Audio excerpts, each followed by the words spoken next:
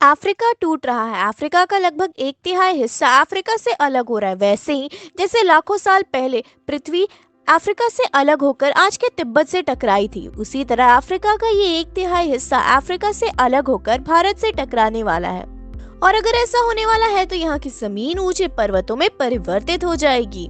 आसपास की जगहों पर लावा निकलने लगेगा और समय बीतने के साथ साथ ये जगह बर्फ से ढक जाएगी। लेकिन हमारी पृथ्वी के साथ ऐसा क्यों हो रहा है? क्या हम इसे रोक नहीं सकते?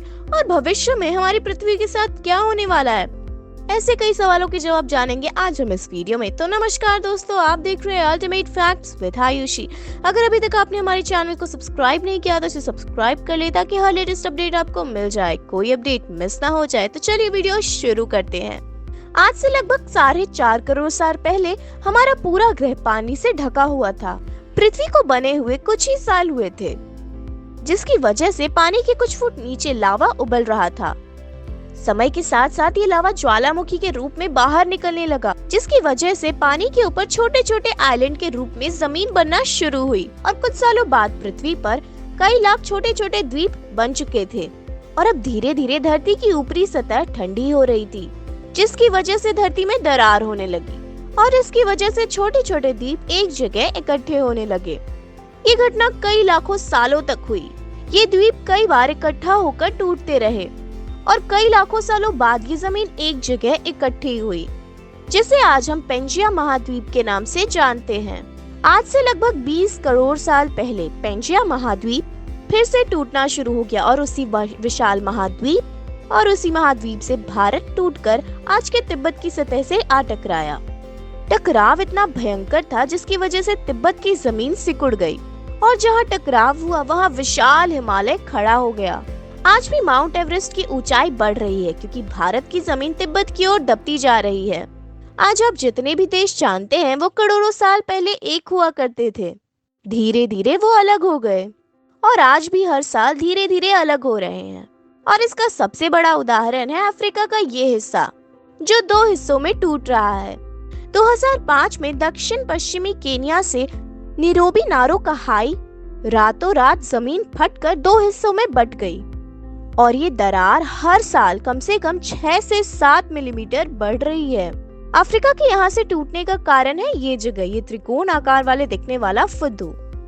इस जगह पर 3 अलग अलग तरह की जमीन मिलती है, न्यूबियन, सोमाली और अरेबियन प्लेट्स। तीनों प्लेट्स के यहाँ जुड़ने की वजह से इसका त्रिकोण हिस्सा अंदर के लावा के निकलने की वजह से बना हुआ है, जिसकी वजह से यहाँ हजारों सालों से ज्वालामुखी निकलना आम बात है।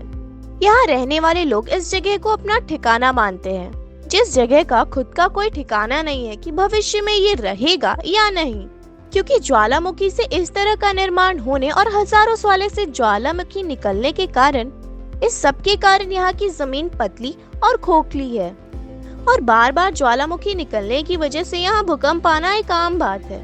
और यही कारण है कि यहाँ की जमीन टूट रही है।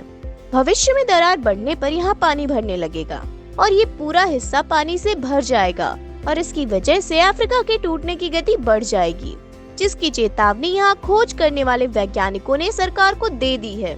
इससे हमारी पृथ्वी को ये खतरा है कि दरार बढ़ने से यहाँ से ज्वालामुखी की विषैली कैसे निकलेंगी। भूवैज्ञानिक रॉय ल्यूमोर के मुताबिक ये प्लेट भारत के पश्चिमी हिस्से से टकराएगा और यहाँ भारत का मतलब आज के इंडिया, श्रीलंका और पाकिस्तान से टकराने की बात कर रही हूँ।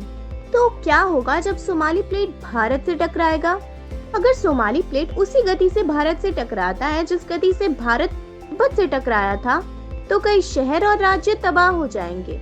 इसका सबसे जल्दी और ज्यादा असर मुंबई में दिखाई देगा। वहाँ भूकंप आम हो जाएंगे और समुद्री किनारे साल दर साल उठने लगेंगे। समुद्र के साथ साथ ज्वालामुखी भी फूटने लगेंगे।